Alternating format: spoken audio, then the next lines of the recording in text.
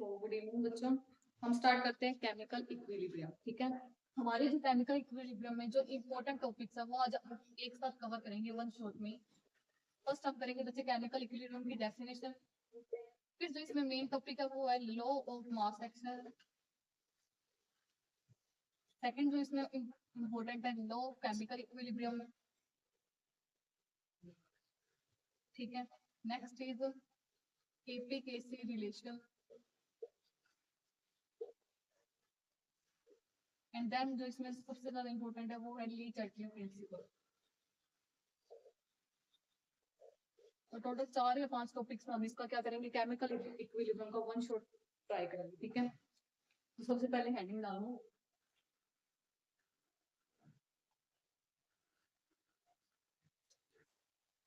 What is equilibrium.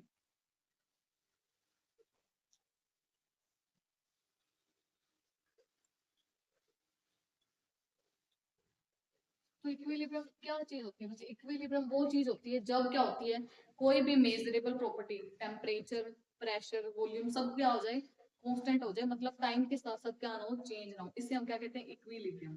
तो लिखो it is a point, it is a point where some measurable properties like temperature, pressure, volume become constant. This is called equilibrium. इसे हम क्या कहते हैं, equilibrium.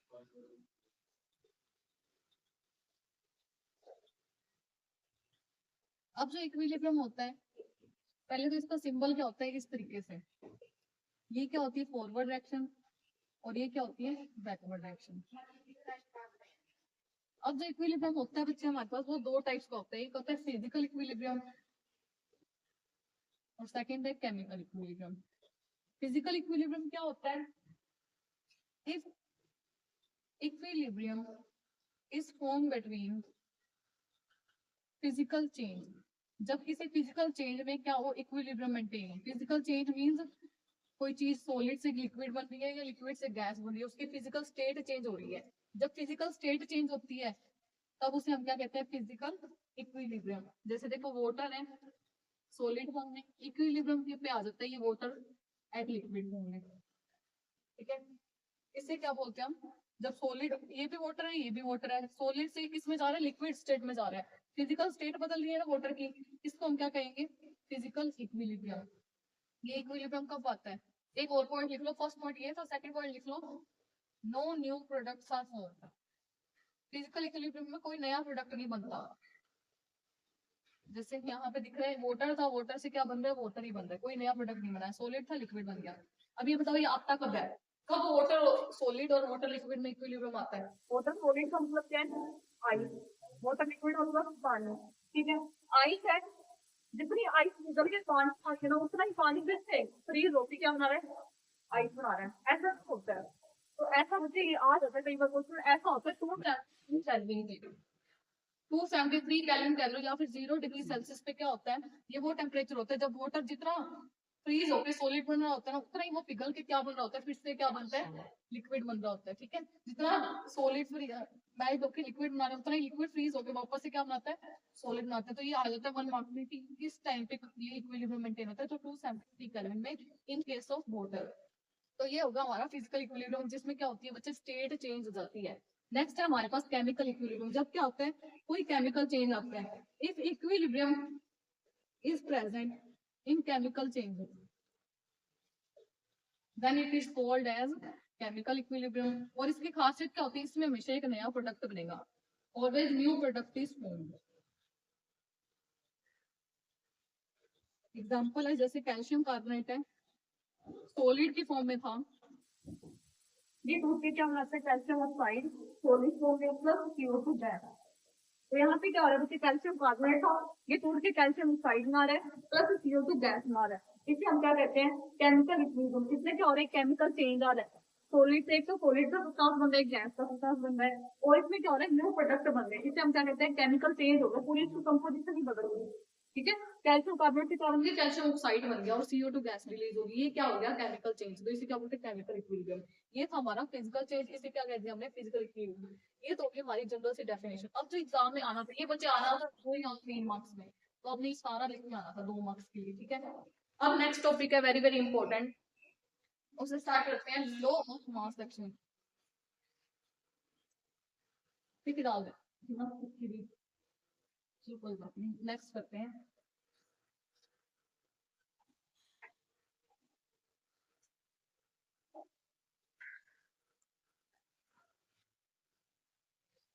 Next है हमारा very important topic law of mass action.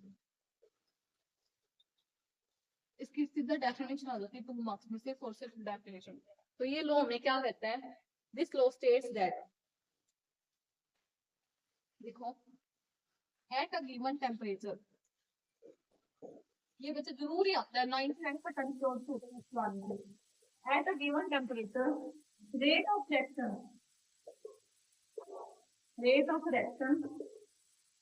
is directly proportional to the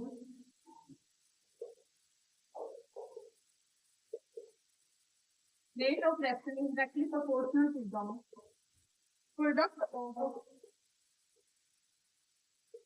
molar concentration of various reactant terms।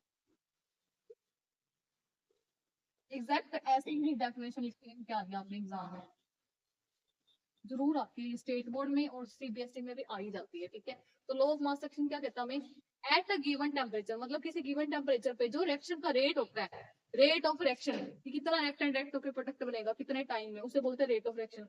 तो जो rate of reaction होता है वो डायरेक्टली किसके प्रोपोर्शनल होता है, product of molar concentration of various reactant term.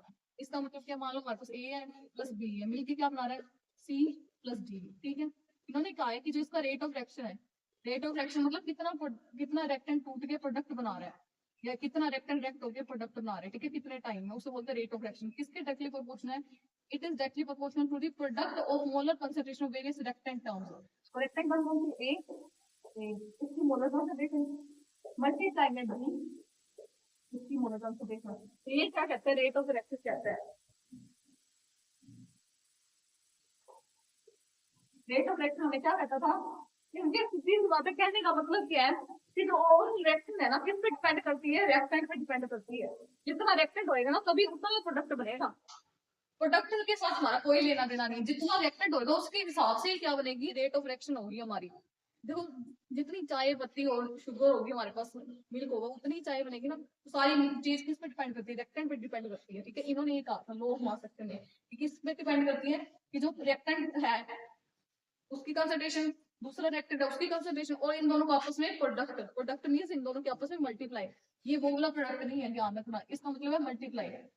दोबारा से अब डेफिनेशन पढ़ो, किस पे डिपेंड करती है, rate of reaction is directly proportional to the product, मतलब मल्टीप्लाई।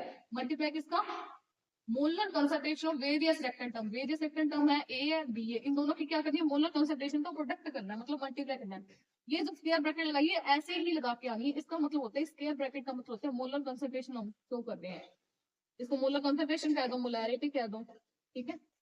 इन दोनों की प्रोडक्ट के बराबर होता है क्या, हमारा रेट ऑफ रिएक्शन। इतना किसने कहा था, लॉ ऑफ मास एक्शन, ठीक है। इसकी यूनिट क्या होती है, यहाँ पे कहीं कोई लो रेट ऑफ रिएक्शन क्या होता है,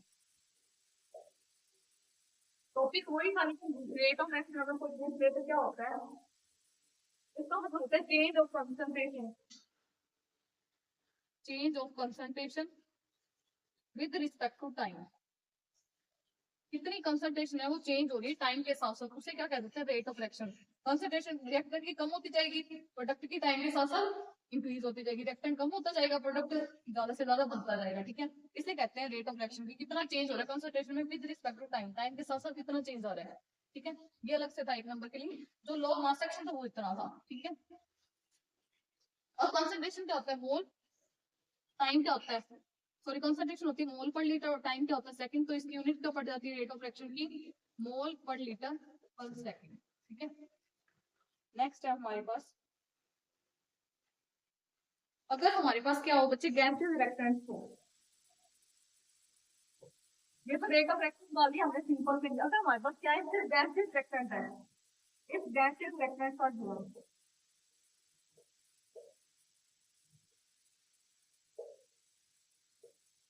गैसियस रिएक्टेंट कहते हैं, तब रेट ऑफ रिएक्शन किस पे डिपेंड करती है, तब रेट सारी किस पे डिपेंड करती है, तब हम कंसंट्रेशन नहीं ले सकते।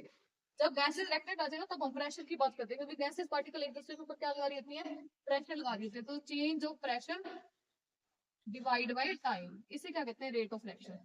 तब गैसियस पार्टिकल जब भी हो तो ये होता है गैसियस पार्टिकल के लिए रेट ऑफ रिएक्शन, ठीक है। इसके बाद हम करेंगे इसको और थोड़ा डिटेल में करते हैं। लिखो, मान लो मेरे पास रिएक्शन है ए प्लस बी बी, और ये मिलके बना रही है C capital C D capital D. तो रेट ऑफ रिएक्शन क्या होगा, rate is directly proportional to the A की पावर ए इनटू बी की पावर बी। बैटरी का फाइनल करके क्या देगा, ये कांस्टेंट सिस्टम का रिप्रेजेंट ए की पावर ए एंड बी की पावर बी। ये के इज कॉल्ड एज, ए को हम क्या करते हैं, rate constant, A is called as rate constant. अब यहाँ से क्या देती है, लॉ ऑफ मास एक्शन की और एग्जैक्ट डेफिनेशन आ जाती है, और अच्छे से, वो भी अच्छी थी लेकिन और सेटिस्फाइड डेफिनेशन आ जाती है। इसके लिए लिखो, अलग से लिखते हैं थोड़ा, दो और परफेक्ट डेफिनेशन है, ठीक है। ये कहती है हमें, according to law of mass action at a given temperature, rate of reaction is directly proportional to the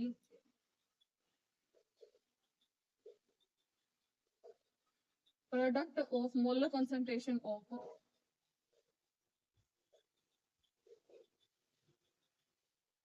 various reactant terms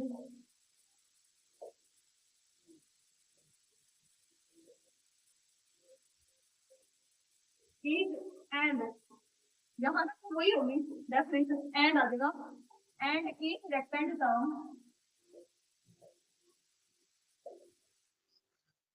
raised to power of its stoichiometric coefficient।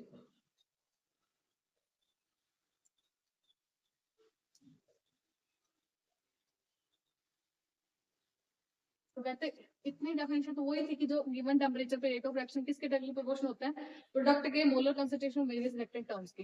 लेकिन कहते हैं प्रोडक्ट के तो है, लेकिन प्रोडक्ट की जो मोलर कंसंट्रेशन की पावर भी एक लग रही है ना साथ में, यहाँ पे भी इसकी एक पावर लग रही है। तो डेफिनेशन आगे एक्सटेंड होगी, and each reactant term raise to power of its stoichiometric coefficient. ये जो आगे लगी है, जैसे मान लो दो कार्बन है, दो ऑक्सीजन होती है, रिएक्टेंट की CO2 बनाती है, तो ये आगे आगे लगता है ना, तो क्या कहते हैं हम, स्टिकियोमेट्रिक कोएफिशिएंट। स्टिकियोमेट्रिक कोएफिशिएंट, तो जो रेट ऑफ रिएक्शन होगी यहाँ पे किस पे डिपेंड करेगी, कार्बन पे तो करेगी, ऑक्सीजन पे भी करेगी, इनकी मोलर कंसंट्रेशन पे भी करेगी, लेकिन आगे स्टिकियोमेट्रिक कोएफिशिएंट इसकी क्या हो जाएगी, पावर हो जाएगी, रेज टू पावर हो जाएगी, ठीक है। क्योंकि दो कार्बन होंगे उतना ही, अगर एक कार्बन होता तो रेट ऑफ रिएक्शन उस हिसाब से होता, यहाँ पे दो कार्बन है, तीन कार्बन होते, तो जो इसकी स्टिकियोमेट्रिक कोएफिशिएंट होती है वो आगे जाके क्या बना देती है, रेज टू पावर हो जाती है। तो ये है पूरी एग्जैक्ट डेफिनेशन, रिएक्टेंट टर्म क्या होनी चाहिए, रेज टू पावर होनी चाहिए अपनी स्टिकियोमेट्रिक कोएफिशिएंट का। ये पूरी 2 नंबर में ऐसे डेफिनेशन लिखनी होती है एग्जांपल के साथ, और ये बताना होता है ये क्या है, रेट कांस्टेंट। ऐसे 2 नंबर का क्वेश्चन पर पूरा, और स्टेट बोर्ड में तो आता ही आता है, ठीक है, किसी भी बोर्ड में। नेक्स्ट अब हम करेंगे लॉ ऑफ केमिकल इक्विलिब्रियम क्या होता है। नेक्स्ट लिखो,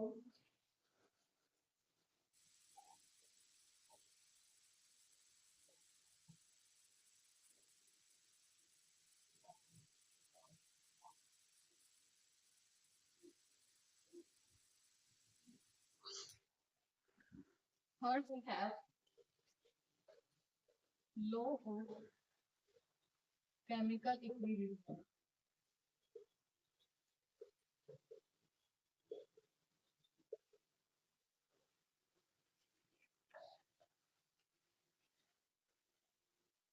जो लॉ ऑफ केमिकल इक्विलिब्रियम है ना, ये दोनों की बात करता है, रिएक्टेंट की भी प्रोडक्ट की भी। जो लॉ ऑफ मास एक्शन था कल किसकी बात करता था, रिएक्टेंट की, लेकिन जो लॉ ऑफ केमिकल इक्विलिब्रियम है ये प्रोडक्ट की भी बात करेगा, ठीक है। तो इसके लिए लिखो, मान लो हमारे पास रिएक्शन है ए बी बी मिलकर बना रही है C C and D D. तो रेट ऑफ फॉरवर्ड रिएक्शन क्या हो जाएगा according to the law of extraction? A की पावर ए बी की पावर बी। इसकी जगह क्या आ जाएगा कांस्टेंट, उसको भी क्या मालिक थी है फॉरवर्ड रिएक्शन का ही ए की पावर ए बी की पावर बी। ठीक है, अब फिर से क्या कर दो similarly for backward direction, backward की तरफ से भी इक्विलिब्रियम है ना। सिमिलरली फॉर बैकवर्ड डायरेक्शन क्या हो रहा होगा?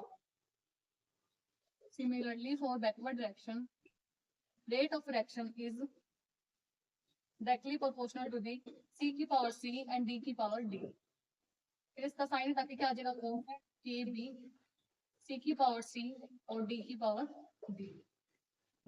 ये क्या आ गया rate constant for backward direction, ये क्या आ गया rate constant for forward direction. ठीक है, अब इक्विलिब्रियम में क्या होता है एंड इक्विलिब्रियम, इक्विलिब्रियम पे क्या होता है बच्चे रेट जो फॉरवर्ड डायरेक्शन का होता है वो बराबर किसके हो जाता है रेट जो बैकवर्ड डायरेक्शन का होता है, ये दोनों आपस में क्या आ जाता है इक्वल आ जाते हैं। तो जो ये इक्वेशन आई है और जो ये इक्वेशन आई इन दोनों को क्या कर देना हमने इक्वेट कर देना है। तो लिखो कि ए की पावर ए बी की पावर बी इक्वल किसके आ जाएगी के बी सी की पावर सी और डी की पावर डी। यहाँ से हमने क्या करना है के एफ कांस्टेंट कांस्टेंट को आपस में डिवाइड करते हैं। तो के एफ अपॉन में के बी किसके इक्वल आ जाएगा सी की पावर सी डी की पावर डी अपॉन में ए की पावर ए और बी की पावर बी। अब ये क्या थी प्रोडक्ट की मोलर कंसंट्रेशन, ये क्या रेक्टेंट की मोलर कंसंट्रेशन, ये है प्रोडक्ट फॉरवर्ड डायरेक्शन का रेट कांस्टेंट, ये है बैकवर्ड डायरेक्शन का कांस्टेंट। इन दोनों को जब डिवाइड करते हैं फॉरवर्ड डायरेक्शन के रेट कांस्टेंट को डिवाइड करते हैं जब बैकवर्ड डायरेक्शन के रेट कांस्टेंट से, तो क्या आ जाता है एक नया कांस्टेंट आ जाता है जिसे हम क्या कहते हैं इक्विलिब्रियम कांस्टेंट के सी। तो इसकी वैल्यू किसकी इक्वल आ जाती है C C D D upon में ए की पावर ए और बी की पावर बी। ये सारी बात किसने की थी लो ऑफ केमिकल इक्विलिब्रियम ने की थी। इसने रिएक्टेंट की भी बात की थी प्रोडक्ट की भी बात की थी। इसने कहा था प्रोडक्ट ऊपर आएगा रिएक्टेंट नीचे आएगा, दोनों के डिपेंड करता है रेट ऑफ रिएक्शन, कितना प्रोडक्ट है उस पर भी डिपेंड करता है और कितना रिएक्टेंट है उस पर भी डिपेंड करता है। तो यहाँ से डेफिनेशन आ जाती है, डेफिनेशन लिखो केसी क्या हमारा इक्विलिब्रियम कांस्टेंट क्या होता है equilibrium constant it is ratio of molar concentration of products molar concentration of products to the molar concentration of reactants। ऊपर प्रोडक्ट रखे नीचे रिएक्टेंट रखे उन्होंने। molar concentration of product to the molar concentration of reactants and each concentration term raised to power of their stoichiometric coefficient।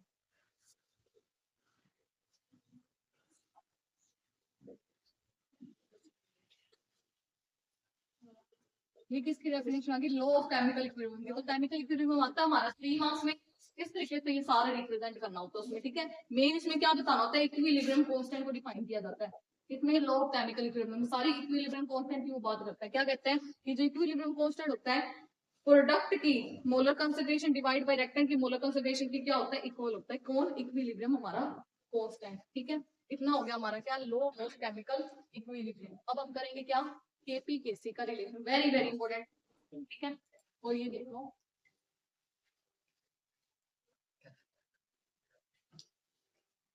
Next करते हैं। चलो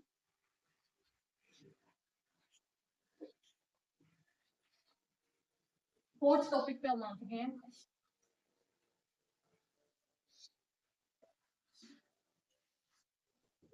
fourth topic हमारा very very important जो कि हर बोर्ड में ही आता है। What is KP KC derive relation between them. सबसे ज्यादा इंपॉर्टेंट है ये चैप्टर का।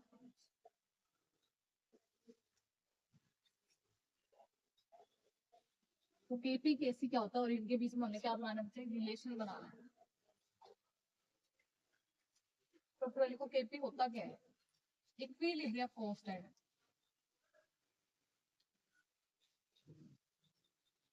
Equilibrium constant in terms of partial pressure।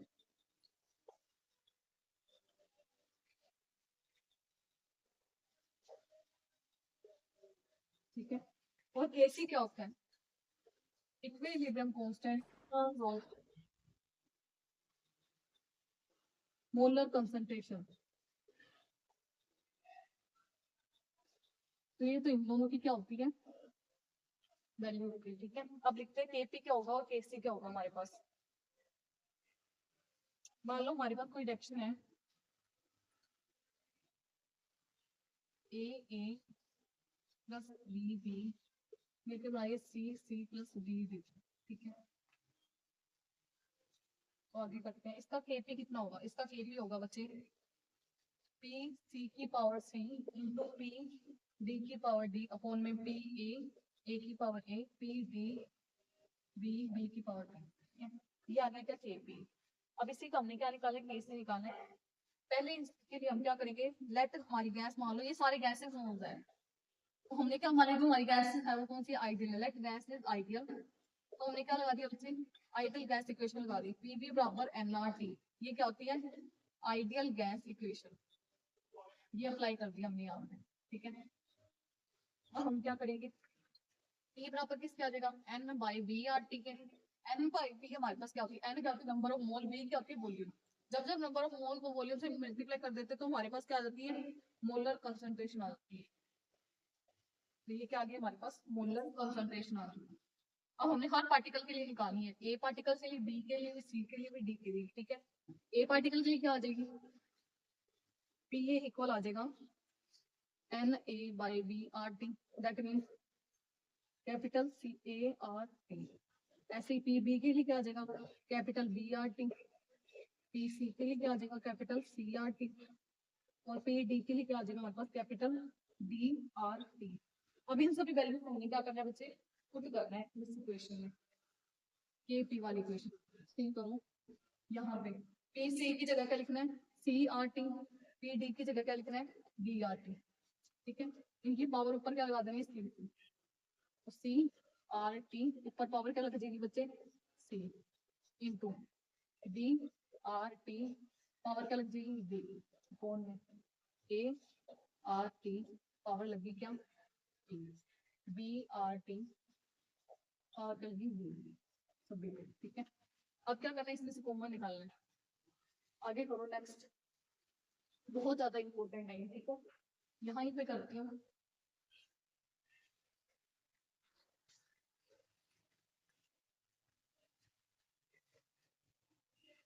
जो सी है ये भी सी है, डी है, ए है, बी है, इनको इकट्ठा कर लो, आर टी सभी में कॉमन आ जाएगा। ठीक है, तो हमारे पास आ जाएगा सी की पावर सी, डी की पावर डी अपॉन में ए की पावर ए, बी की पावर बी, इनको क्या आ जाएगा बच्चे, आर। ऊपर वाली जो टर्म्स होती है क्या होती है, ऐड हो जाती है, नीचे वाली क्या होती है, माइनस हो जाती है। सी प्लस डी आपस में ऐड होगी, आपस में ऐड नीचे वाली भी होंगी, लेकिन ये डिवाइड में है, तो इधर क्या आ जाएगा, माइनस। आर टी कॉमन आ गया सभी में। ठीक है, अब सी की पावर सी, डी की पावर डी, ए की पावर ए, बी की पावर बी, ये कौन सा कॉन्स्टेंट था हमारे पास, जो ऐसे रहता है क्यों, हाँ ये कौन सा कॉन्स्टेंट था हमारे पास, के सी वाला था। यहाँ पे क्या गया, आर टी, इन सभी को माइनस करते हैं ना, तो हमारे पास क्या आ जाता है बच्चे, डेल्टा एन जी बोल देते हैं। ये केपी चली जाता है, ये आ गया रिलेशन केपी और केसी का। ये केसी आर टी की power delta N G, delta N G क्या होता है बच्चे, डेल्टा एन जी की number of gases moles of product minus number of gases moles of reactant. बस ये आ गई डेल्टा जी की वैल्यू, और ये आ गया बस वेरी वेरी इंपॉर्टेंट, केपी का केसी के साथ आपस में रिलेशन जो आता ही आता है आपके एग्जाम पे, तो इसके सामने क्या करना है, इसको सारा डिराइव करना है। नेक्स्ट है अब हमारे पास रीजनरेशन प्रिंसिपल कहा था ना आपको, ठीक है वो करते हैं, नोट कर लेना जरूर। ठीक है, अब फिफ्थ टॉपिक आ गया, इस चैप्टर का लगभग मेजोरिटी में टॉपिक्स हो चुके हैं।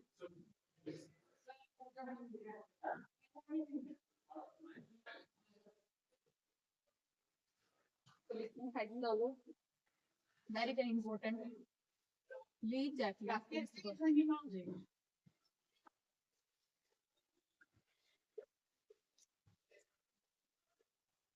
इस प्रिंसिपल ने क्या कहा था, according to this principle if equilibrium is subjected to some change, कहते हैं इक्विलिब्रियम में कई बार क्या होता है, कोई चेंज आ जाए बाहर से। किस तरीके का change? Like change in pressure, change in pressure, change in temperature, change in volume. तो क्या होगा बच्चे?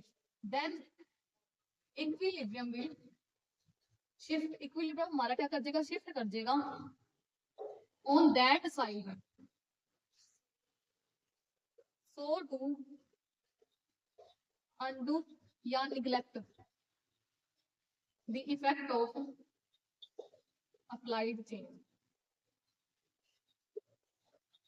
ये किसने कहा था? ये किसका प्रिंसिपल है? ली चैटलियर का। ठीक है, इन्होंने क्या कहा था? इक्विलिब्रियम क्या होता है बच्चे? जब क्या होती है, कोई ना कोई चीज क्या होती है, कांस्टेंट हो जाती है। लेकिन कई बार क्या होता है, मान लो कंसंट्रेशन में कोई चेंज आ गया, वॉल्यूम चेंज कर दिया हमने, टेम्परेचर बदल दिया, तो क्या होगा? इक्विलिब्रियम कहाँ शिफ्ट हो जाएगा?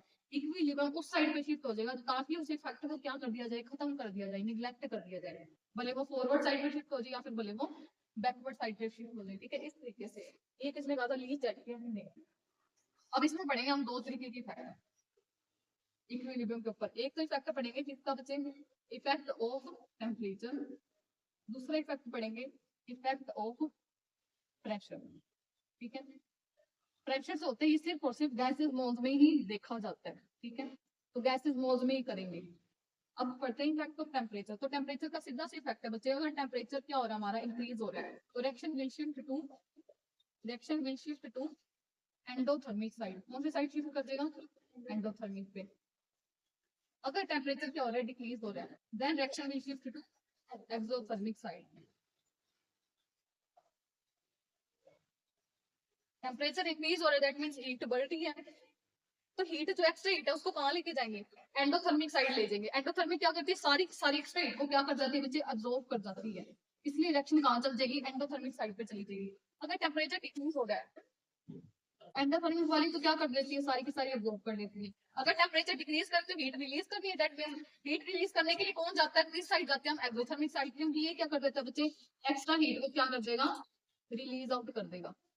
बस इतना ही ध्यान रखना है। अगर टेम्परेचर बढ़ रहा है तो ली चैटलियर वाले ने कहा था किस साइड रिएक्शन हो जाएगी? Endothermic side. अगर टेम्परेचर डिक्रीज हो रहा है तो रिएक्शन किस साइड हो जाएगी? Exothermic side. ठीक है, अगर हम बात करें प्रेशर की, तो प्रेशर के केस में हमेशा क्या काउंट करना होता है? नंबर ऑफ गैसेस मोल्स को। अगर प्रेशर इंक्रीज हो रहा है तो रिएक्शन कहाँ चल जाएगी? Less number of gases moles are present, less number of gases moles होंगे जहाँ पे। और अगर प्रेशर डिक्रीज कर रहा है तो कहाँ चल जाएगी? मोर नंबर ऑफ, जहाँ पे क्या आएंगे हमारे पास? गैसेस मोल होंगे। ठीक है, एक और इफेक्ट की कई बार यहाँ पे बात कर ली जाती है, कौन सा इफेक्ट होता है? वो होता है effect of pressure, sorry effect of volume. ये कैसे डिटरमाइन किया जाता है? अब जो प्रेशर है ना वो इनवर्सली होता है वॉल्यूम के, according to the Boyle's law. तो कहते हैं जहां पे प्रेशर बढ़ रहा है दैट मींस वॉल्यूम कम हो रही है, जहां पे प्रेशर कम हो रहा है वहां पे क्या है? वॉल्यूम बढ़ रही है। तो कहते हैं जब जब हमारी क्या हो रही है? वॉल्यूम बढ़ रही है, इसका मतलब क्या है? प्रेशर कम हो रहा है। प्रेशर कम हो रहा है, और जब प्रेशर कम होता है तो इक्विलिब्रियम कहाँ जाता है? मोर नंबर ऑफ इक्विलिब्रियम कहाँ चल जाता है? मोर नंबर ऑफ गैसेस मोल की तरफ ना, तो मतलब यहाँ पे भी कहाँ चल जाएगा? More number of gases mole की तरफ। ठीक है, अब if volume is decreasing, volume कम हो रही है, वॉल्यूम कम होने का मतलब क्या? प्रेशर बढ़ रहा है, और प्रेशर बढ़ता है तो इक्विलिब्रियम कहाँ जाता है? Less number of gases mole की तरफ। तो जिस मर्जी से दे जिस तरीके मर्जी से दे टेम्परेचर का कोई चेंज करते हैं रिएक्शन में, प्रेशर का करते हैं, वॉल्यूम का करते हैं, इस तीन तरीके के चेंज ही आएगा। और आपने क्या बताना है? रिएक्शन कहाँ जा रही है? फॉरवर्ड जा रही है, बैकवर्ड जा रही है। ठीक है, इस तरीके से क्या होता है? ली चैटलियर प्रिंसिपल। एक रिएक्शन के जरिए करवा देते हैं, ये इतनी डेफिनेशन करके आनी है, 2 या 3 नंबर में आएगा। ठीक है,